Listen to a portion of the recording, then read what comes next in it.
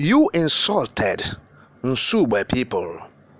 The elders of the community accuses Obanese as they excommunicated him from their community. Talking about the former senator Alphonsus Mgbeke, popularly called Obanese, has been suspended from all community activities in his community. Now the elders of his country home, Nsugbe, in Anambra East, Anambra State, took the decision of his excommunication. The Council of Elders from 10 villages, including Nsugbe town, who passed their judgment on Wednesday, said they accused Obanese of abducting and causing the forced disappearance of 8 youths, including teenagers of the community, for 21 years, in collaboration with some police officers. The council, known as Ndie Eze Nsugbe, imposed a fine of 1 million naira against Mgbeke, that's Obanese, for using the police to harm the youths who opposed his reign of terror in the community. They described it as a reign of terror. Now, they also imposed a fine of 100,000 naira on any son or daughter of the community who associates or interacts with Obanese within the period of his suspension. Now, the head of the council, Elder Paul Nwankwo, stated that Senator Obanese abducted and locked 2 of their sons in police custody since 13th November 2022 till January 17, 2023. He said that the Elders Council, pleaded with Obanese to release the boys. That Obanese promised them that he would release the boys because they committed no offense, but he didn't fulfill his promises. That even when they went to State CID Oka to see if the police would respect them as elders to grant those boys bail, that Obanese asked the DCP, State CID, not to see them. That Obanese even boasted to them that they were lucky that the police did not lock them up. That this is a great insult to Nsugbe community. This is a great insult to Nsugbe Council of Elders. And they said, henceforth, Senator Mgbeke is hereby fined the sum of 1 million naira. Anybody from Nsugbe community who associates himself with Senator Obanese Mgbeke will be fined 100,000. That's the declaration of the council.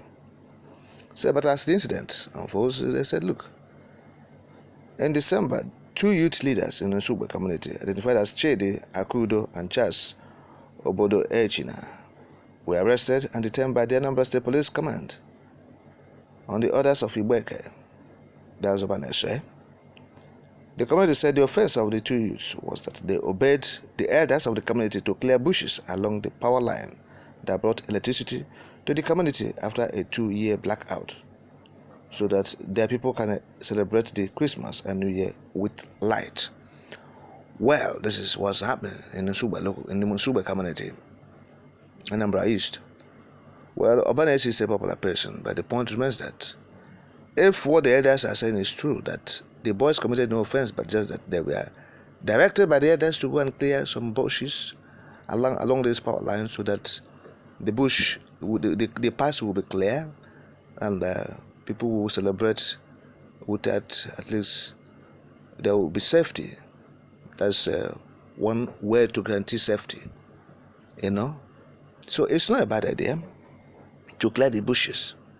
It will engender a healthy environment and also make people to feel safer in the environment and homes. But this thing we're talking about should not bring the issue of excommunicating someone from his own community, that he locked up 2 youths. They are not dead. He has not killed them. He didn't ask the police to kill them. So we actually believe that what the elders should do is to prevail on him and work out modalities with the community. With the members of the community, one person will not be greater and have more power and influence more than the whole community. It's not possible if all of them come together. But I think they have to prevail on him So he will go and release these youths, because from what they have said, they committed no offense. But it should not have necessitated suspension. I don't think you have the right to suspend anybody from his own community. From the modern world, from the modern society, we have to put records straight, or put things into proper perspectives. We are human beings. And therefore, someone or a group of persons to wake up and say, look, we have suspended someone from the community. No, you don't do that. Nobody has the right to excommunicate somebody and or ask others, do not interact with this person. If you do so, we will fine you. No, you don't have the right to tell people who they will interact with and who they will not interact with. This is not medieval era. We are in a modern world. That is what we are saying. We are not in any way saying what Obanese did was right. No. We're not actually the jury.